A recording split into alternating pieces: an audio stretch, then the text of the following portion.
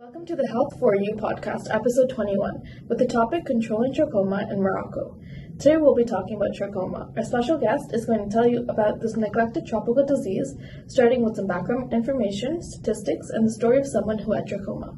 So what exactly is trachoma? Trachoma is the leading cause of blindness worldwide and is irreversible. It's caused by the bacteria Chlamydia trachomatis, which causes an eye infection. So how is it transmitted? It can be transmitted through direct or indirect transfer of the eye or nose discharge from infected people. So are some people more vulnerable than others? The most vulnerable section of people are young children. So what are some of the symptoms and when do they appear? The early stages of trachoma cause conjunctivitis, which is also known as pink eye, and the symptoms begin to appear around the 5th to 12th day of exposure. So you can expect mild itching and irritation of the eyes and eyelids and discharge from the eyes. While the infection progresses, it causes more pain within the eye along with blurred vision. So for reoccurring infections that are left untreated, the inside of the eyelid can become severely scarred, which results in it turning inward so the eyelashes rub against the eyeball. And other alterations of the eye can lead to scarring of the cornea. So what happens if you don't treat trachoma?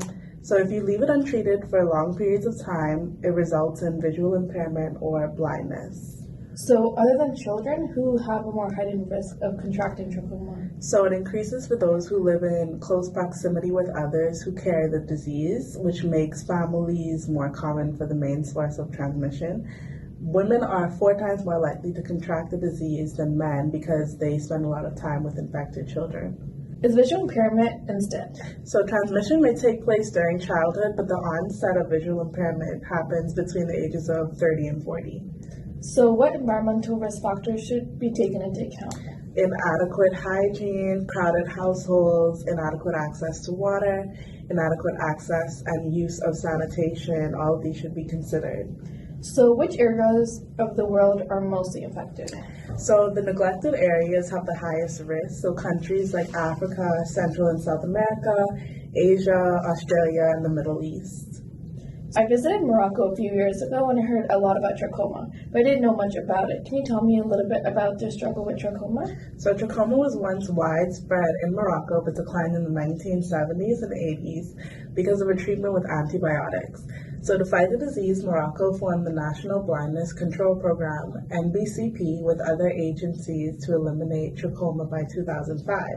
In the late 90s, the NBCP implemented SAFE, which stands for Surgery, Antibiotics, Face Washing, and Environmental Change, to treat trachoma.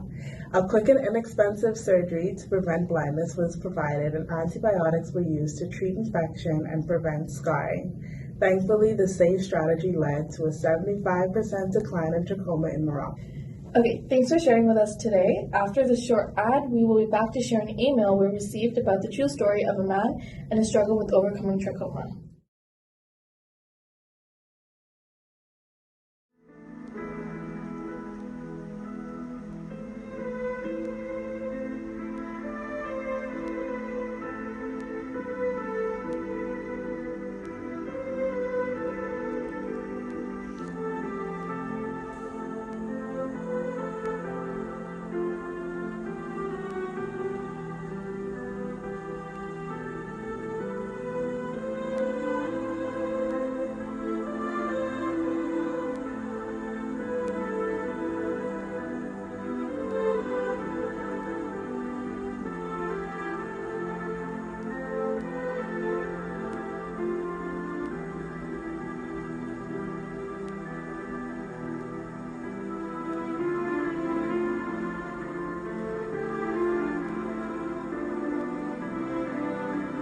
To close out this podcast, we now have a true story that we received by email of an individual who overcame trachoma through corrective surgery. Here's a story of Manette told from his daughter's perspective.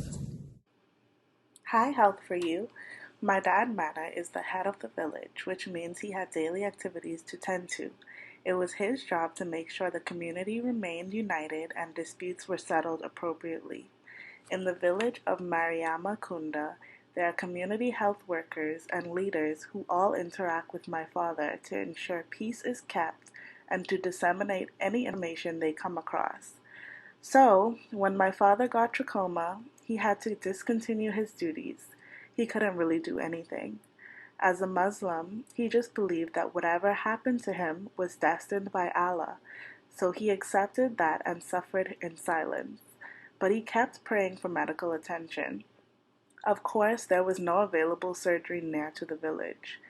After 3 years of discomfort, my father was able to receive the surgery. The process was explained to him and the family, and the surgery did not take much time. The entire procedure was pain-free, and the healthcare workers were amazing with tending to him. Now he is able to see very well, and he has glasses that were gifted to him by the health center. The surgery changed my dad's life. He is back to working in the farm and fulfilling his duties as an elder in the community.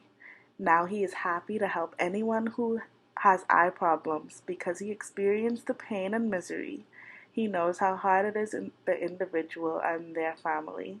He brags about the eye program at the health center as if he was the founder of it.